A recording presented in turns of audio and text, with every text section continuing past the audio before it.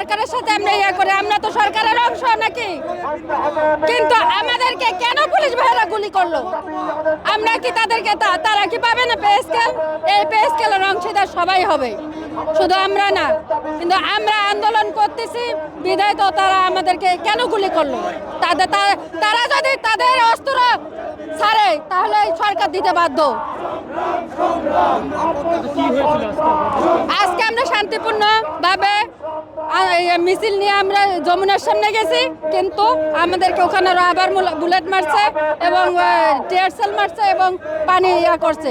আমাদের অনেক ভাইয়েরা আহত হয়েছে, ভাই বোনেরা আহত হয়েছে, কিন্তু কেন? এটা তো সরকারকে বুঝতে হবে।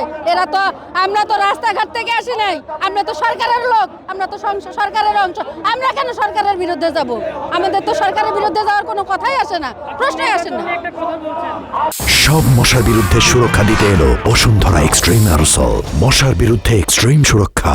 আমরা চাই নির্বাচনের আগে এই সরকারে আমাদের প্রজ্ঞাপনটা দেওয়া যাবে, কিন্তু যে নির্বাচিত সরকার আসবে সে আমাদের প্রজ্ঞাপন বাস্তবায়ন করবে।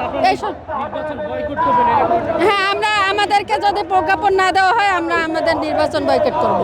আমরা নির্বাচনে অংশগ্রহণ করব না।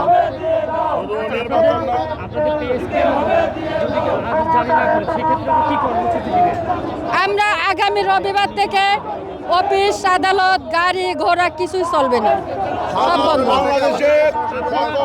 পানি বন্ধ থাকবে, গ্যাস বন্ধ থাকবে, রেল বন্ধ থাকবে, তারপরে বেসামরিক যে বিমান চলে সেটা বন্ধ থাকবে, সকল প্রকার যোগাযোগ ব্যবস্থা বন্ধ থাকবে।